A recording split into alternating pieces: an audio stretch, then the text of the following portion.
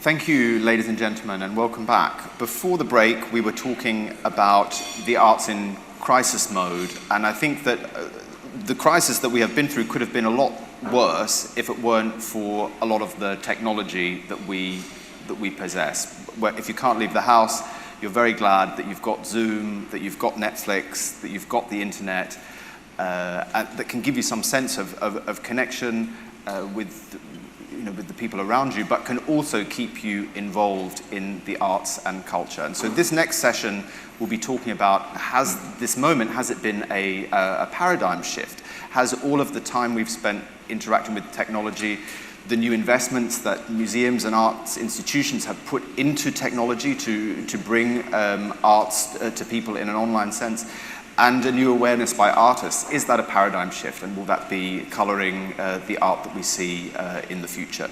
So I'm glad to be joined in this discussion by Daniel Birnbaum, the artistic director of Acute Art. That's an organization that helps artists make virtual reality artworks. Barnaby, the artist and activist better known as Bill Posters, and Hadeer, Omar, an artist and an assistant professor of art at Virginia Commonwealth University here in Qatar. I thought, Hadeer, I might start by asking you, with your academic rather than your artistic hat on, how well would you say that arts institutions have done in using technology to keep the lights on throughout the pandemic? So I graduated from VCU, so I was a student in this institution, and also now I'm a professor. So my degree was in graphic design, so using the technology was part of what we do all the time, and just to produce and make. So it's not something new to us, and it was not activated with the pandemic.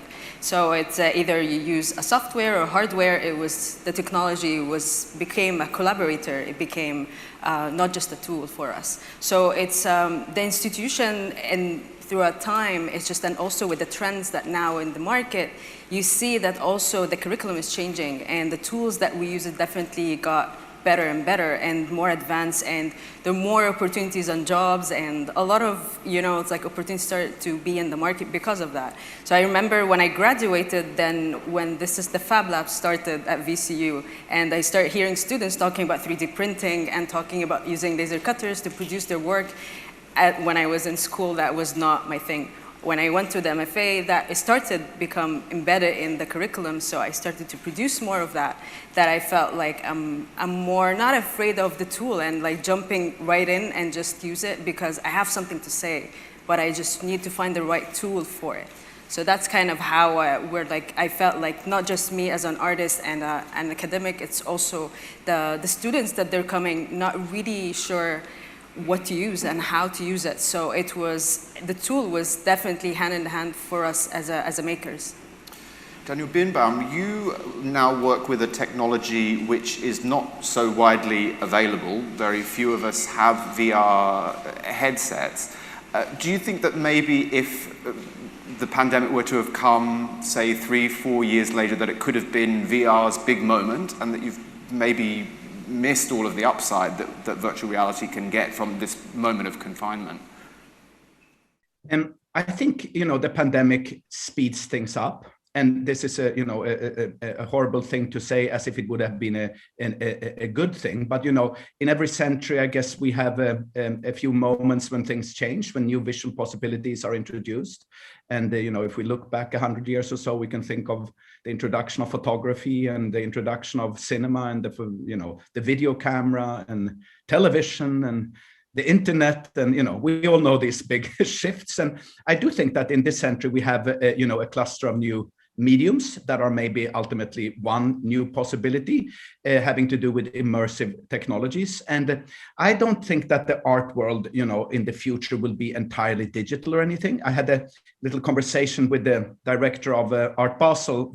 It's actually online as part of a little pod that they do.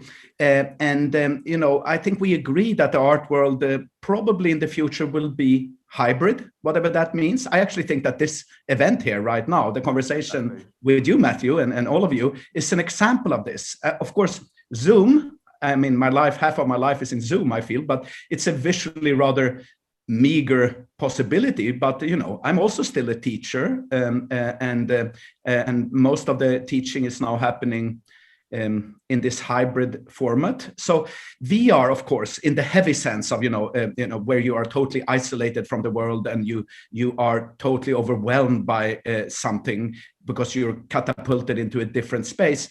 That is just one of many examples, and it's true. I remember I once showed you, Matthew, a little thing we did 2 years ago with the artist Ai Weiwei. And that is VR, but the lightest form, the lightest form that is even carried by YouTube.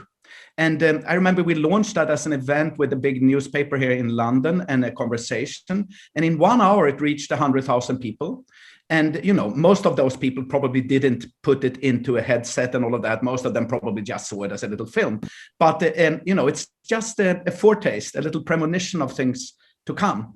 I mean, I noticed that, when the pandemic started, many people, first of all, intellectuals like I remember Noam Chomsky and many people now refer to Bruno Latour, who's an ecological thinker. They talked about this as a kind of a, what do you call it? A dress rehearsal.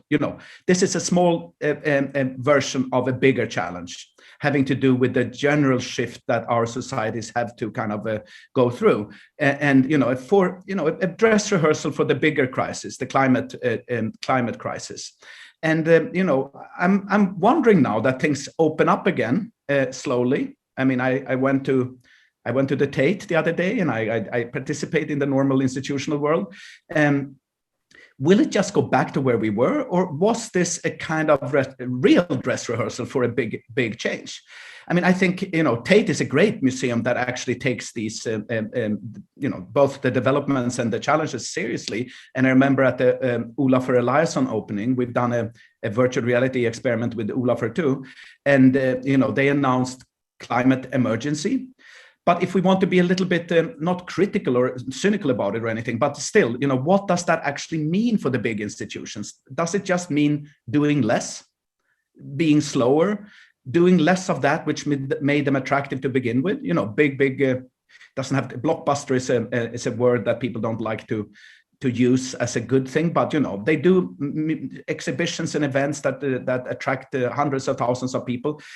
Does this mean that we're doing less, or could we somehow use these mediums to rethink the very institution? I mean, that is maybe for me the most interesting thing, and I don't have answers, but I do think that yes, we are early in the development of augmented reality, mixed reality, virtual reality, but I do think that they are part of a future art world, but we can go into that. VR did not explode, but AR kind of did. We did a few things that are, of course, not visually overwhelming the way that a virtual reality experience can be, more overwhelming than a cinema experience. It's just you're in it somewhere else. You're just totally immersed.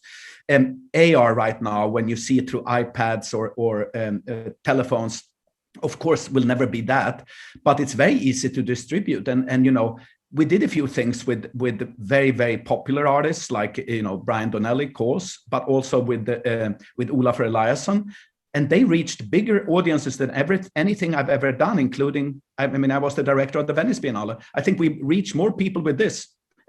But that said, it's not an alternative to the normal art world, but it certainly is a glimpse of things to come. I mean, you're definitely right that the pandemic has accelerated our use of technology, but it has also accelerated some of the negative effects of that as well. And I'm thinking about disinformation, specifically online. Now, the internet is, it's always been full of falsehoods, but I feel that during the pandemic, these have really, the full malignancy of that kind of mistruth has really become apparent to us. And I wanted to bring in Barnaby at this point. So you are an activist and artist who once upon a time was in the subvertising scene, subverting the forms of advertising in public space. Now you work online, and your most famous, probably recent artwork dealt with the theme of disinformation. Why don't you tell us about how you did that, and also why you're working now online rather than out in the streets where you began? Yeah, no, thank you. So yeah, essentially I kind of migrated my practice from one form of commons, if you like, from public space to another form of commons, which we could say is digital space, you know, the internet. And when I did that in 2018, it was kind of in the immediate aftermath, really, of the Cambridge Analytica scandal.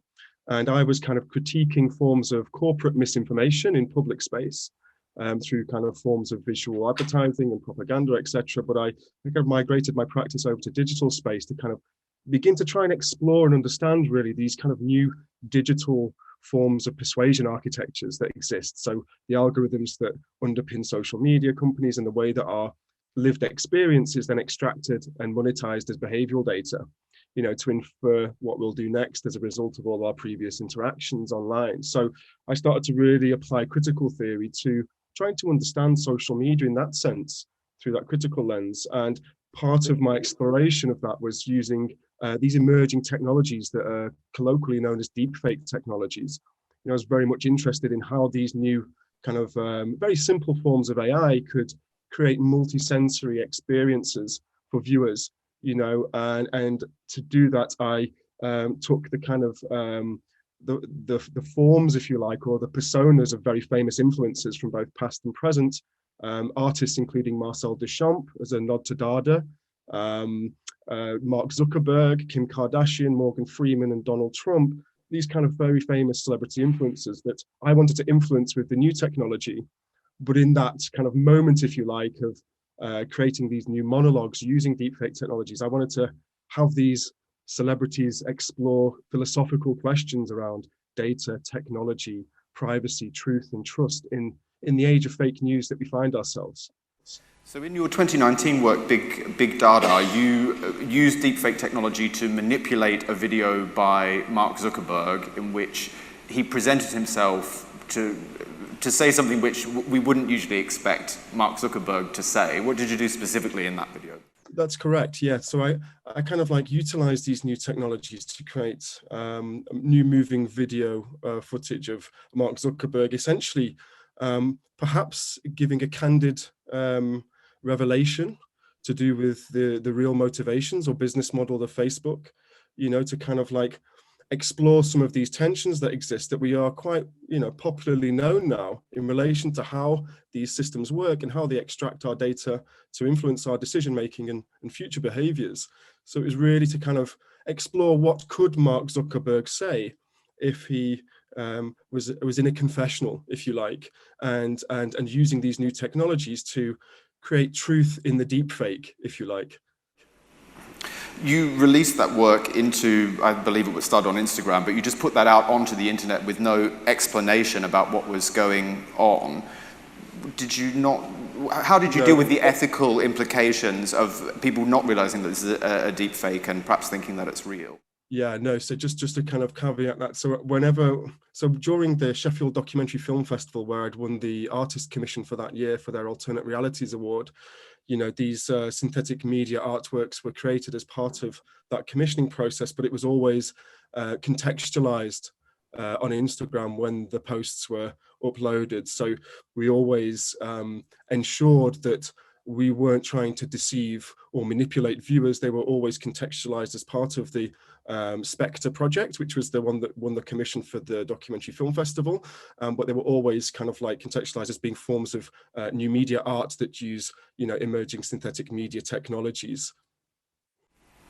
There's all kinds of ethical implications whenever we have a new technology and it's emerging. I think the ones around deepfakes are pretty obvious. But I want to ask you, Hadeer, you work with young people in an educational context.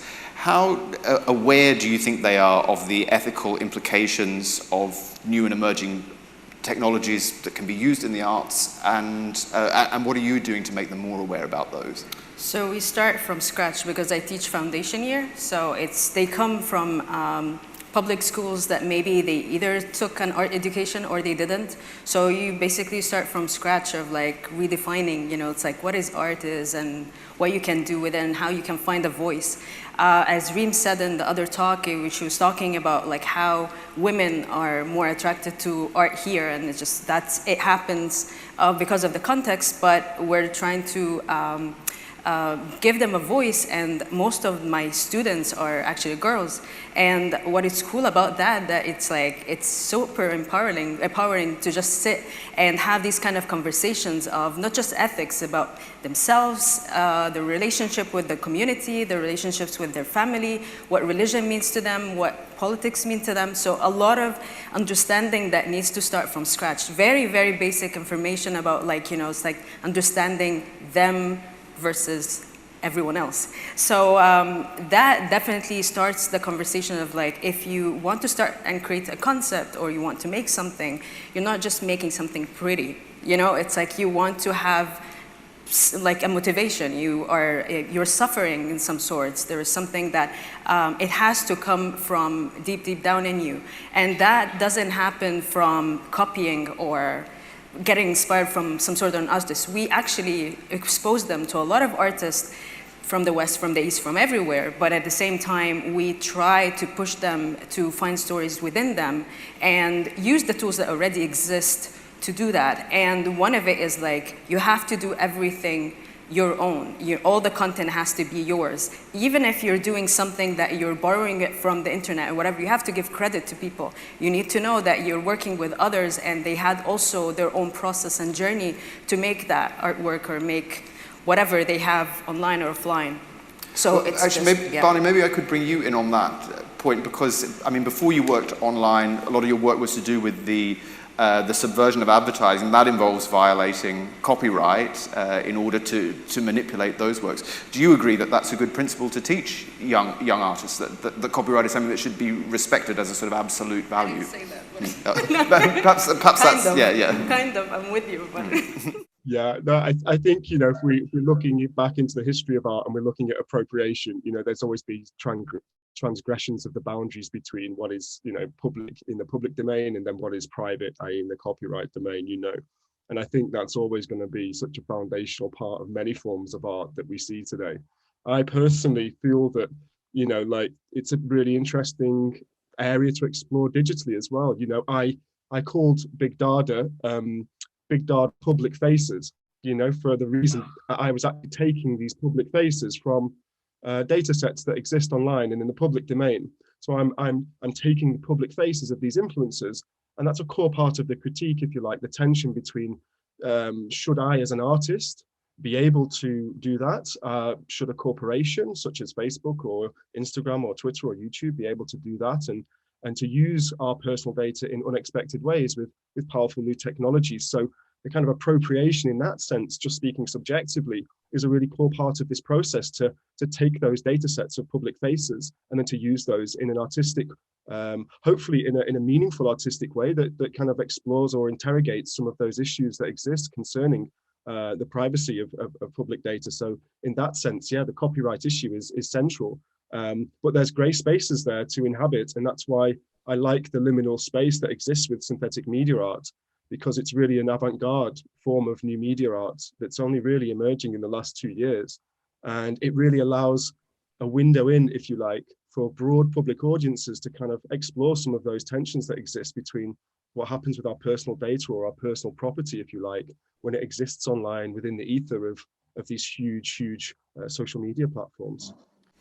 Daniel, with VR at the moment, I mean, you don't need to do a lot to sort of protect the intellectual property of the artists that you work with, because so few people have the technology with which to consume it. But are you thinking about or preparing yourself for a moment when VR technology is much more widespread and people can duplicate, reproduce, share works of art in much the same way that we can with digital images on the internet at the moment? Oh, yes. I mean, the people who have developed some of these complex pieces that we have done with the, Marina Abramovich or Jeff Koons or etc., they have of course been very interested in how do you secure this, or how do you make them, how do you turn them into editions, and how do you introduce scarcity into a world that, the digital world seems to be everywhere and nowhere, and therefore there are, there's no financial value or possible to monetize these things. There are new developments, and I think all of you have noticed that, Facebook renamed its company for a reason, that there are expectations that there will be spatial computing in the future, and that it's going to be very, very large. It's not a small development when companies like that go in there. And then there's the whole world of blockchain technology. We did not foresee the kind of crazy explosion of so-called NFTs. Or at least I didn't, but everyone that I work with have always said that these digital works will be anchored in the blockchain. And we have done a few things that are anchored in the blockchain. And it's very clear that they are in an additional 1 or 5, and they're so totally secure. Of course, VR is, as you say, not so easy to reproduce and just steal or something, because it's so complex forms of design or digital craft, basically.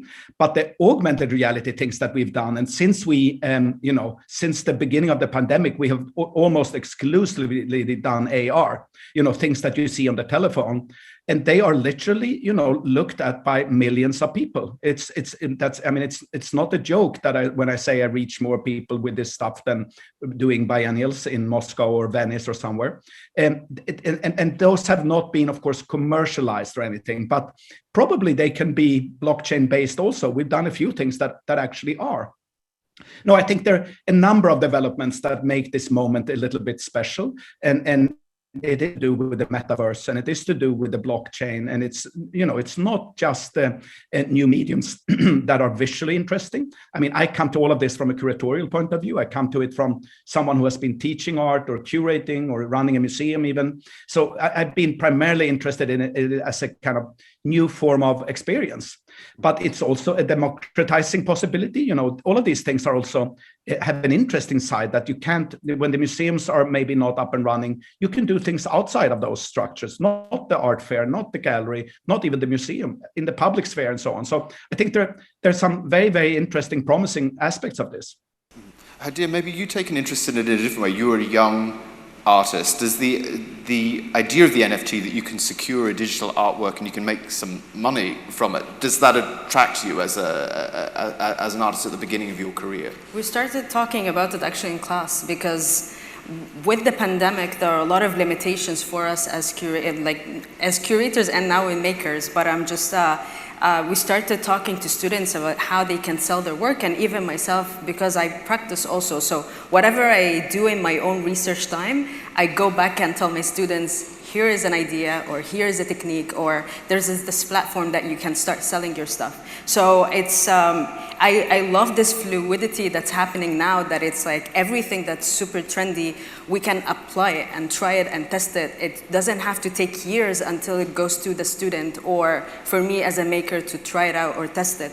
So the NFT, instead of like me being in the MENA bubble, it's like, and to be in the market for it, and the curators that they're, or the galleries that they're interested in my work, if they are interested in my work, there's the NFT market that it's like open to like a 16-year-old kid that may be like chilling in China and is interested in my GIF, and someone else in somewhere like in the West, and also they're interested in my NFTs. So it's like, why not? Like we test it out and we try like different venues and different ways of selling our story, basically. But it's the annoying thing that I'm still not sure about it is like, how can you value the work and also value the story, the person behind it, also the AI and the algorithm and how it changes and how it categorizes based on your brand and your name and how famous you are. And if we're not famous, we're screwed and we're at the bottom, even if we're digital. So where are we in that digital market comparing to like the existing market that didn't give us a chance? So that's kind of where we are right now to test it, that it's like if there's a possibility that we can sell our identity basically, you know, and since we're minorities in some areas we're not, so it's like, how can you tell your story and shine even with NFT at least? Barney, I wonder what you make of that, because you're not sort of the sort of artist who has a gallery and goes to Art Basel and presents work at a stall. Your work digitally relies on digital assets being free on the internet for everyone to consume. How do you see the NFT craze that we're in at the moment? Yeah. No, it's really great. And just to rip off what Hadeer was saying then, basically, you know, I've sold 2 series of NFTs this year, you know, the last with Koenig Gallery at the London AI Art Fair that was in October. So for me, kind of like exploring NFTs is a really interesting avenue for the commodification, if you like, of parts of my practice that, as you say, lives on the internet. Really, a lot of my recent work is net art. You know, it needs to exist on the space where it's encountered by the viewer, because it's a central part of the situation that I'm seeking to create, if you like. But for me, it's been a really interesting space to move into. But it's not one without its issues. You know, I feel that there's the value proposition, which was touched on, you know, and what the ownership means in relation to the way in which the asset is stored on the chain, but also the ecological footprint as well, you know, in relation to the type of blockchain system that underpins the way that the NFT is minted and then is stored. You know, I did one series in February this year, my first series on Foundation. It sold really well and it was great. But as I was learning about the ecological impacts, you know, I think the 6 artworks that I sold was the same as like 10 transatlantic flights, you know, return flights. So for me, the proof of work system, which is the kind of traditional blockchain system, is very energy intensive. But recently with Koenig Gallery, I was able to do a series of NFTs. In fact, Big Dada, Public Faces was sold during the London AI Art Fair as a series of NFTs. And that was a proof of stake system, which is 95% less energy intensive. You know, so there's a great shift there that really works for artists like myself that have a deep kind of connection with forms of advocacy in their work. But just more broadly, to zoom out, you know, for digital creators today, it's a real enabler for, you know, digital artists to sustain their practice, you know, in ways that weren't available 12 or 18 months ago. So hopefully this will enable more digital artists to go full time into their creativity and to facilitate and enable their creative practice without the need for other forms of income or employment. So I feel that that's a very positive space and is one that's only just emerging as well. I'm glad you raised the environmental impact of NFTs and blockchain technology, which has been well reported and discussed, but it just made me wonder, Daniel, I don't hear much about the environmental impact of VR. Have you been looking into the sustainability of that technology? No, we have, and you know, everything that takes place in the digital sphere or everything that is actually on the internet is, you know, a challenge. It's by no means innocent. What we're doing right now, for instance, and it's actually, you know, it consumes a lot of energy. But on the other hand, I mean, I wish I would have been with you. That was the plan, physically, and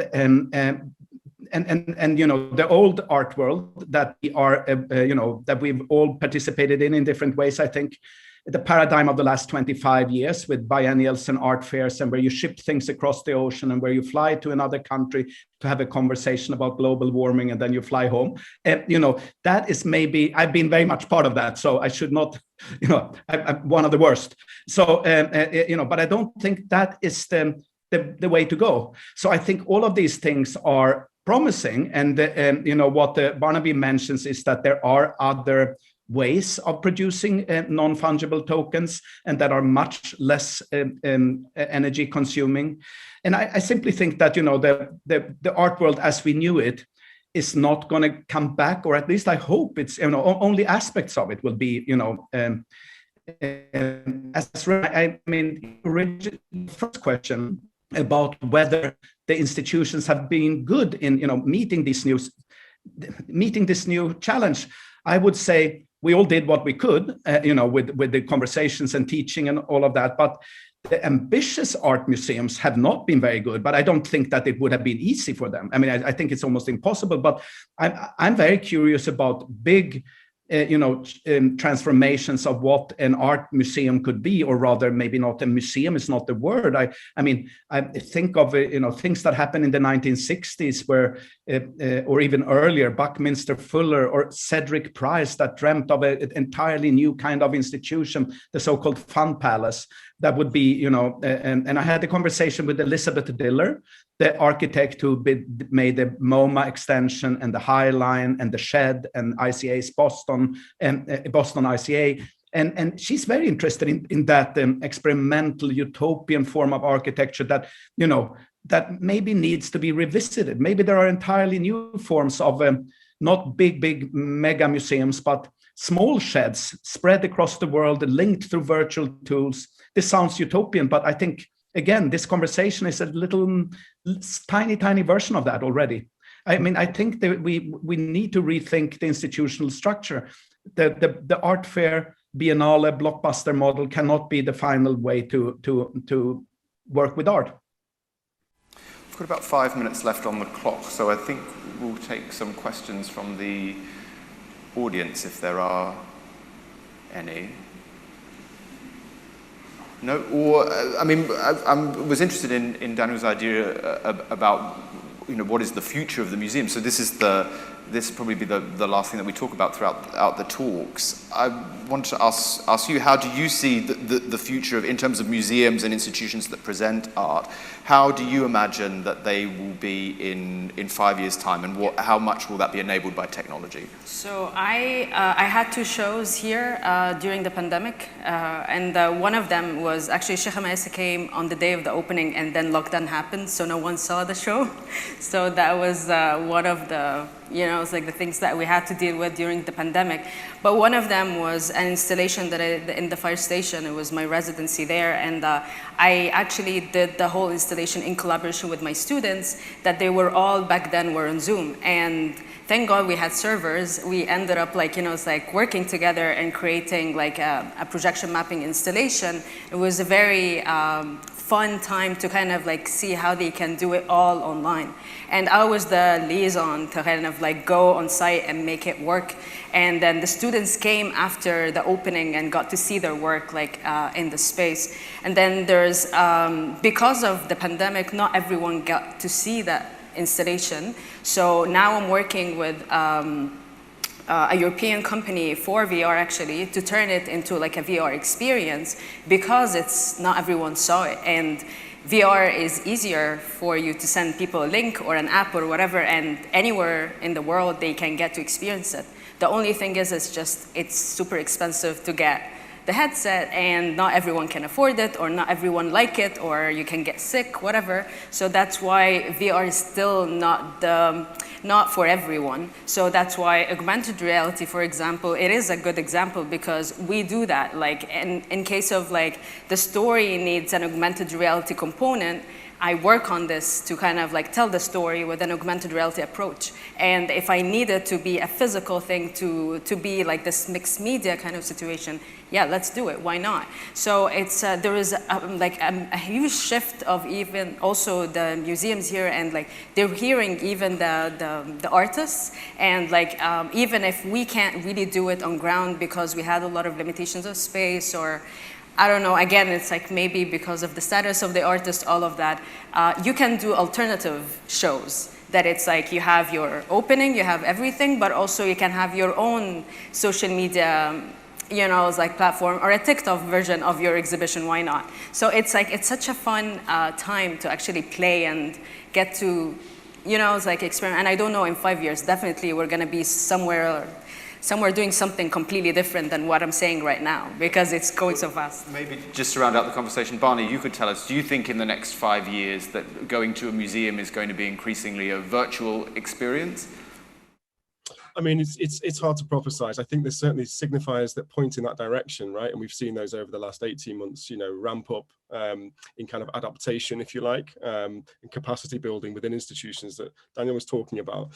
For me, it's a great moment of possibility for the arts in that sense, because, I'm a big, huge fan of the Situationist International, you know, and the idea of taking an exploration in a virtual environment that is a city built around emotions, you know, or around, you know, like these extensions of ourselves in ways that are against kind of traditional forms of architecture to experience art or to experience relations with others in those virtual spaces is incredibly fascinating. You know, so for me, I hope that maybe these new emerging technologies like VR or MR and AR will maybe bring into being some of these kind of theoretical ideas from art history as well, and give shape and form to those in the present. Thank you, and thank you to all of our panelists, Hadeer, Omar, and Daniel Birnbaum as well. That rounds out the Art for Tomorrow talks for this year in Doha. Although the event will continue with the opening of the Jeff Koons exhibition at the Al Rawak Museum. That's at 5:30. So we ask you to make your own way there. But thank you, ladies and gentlemen, for a fascinating series of discussions.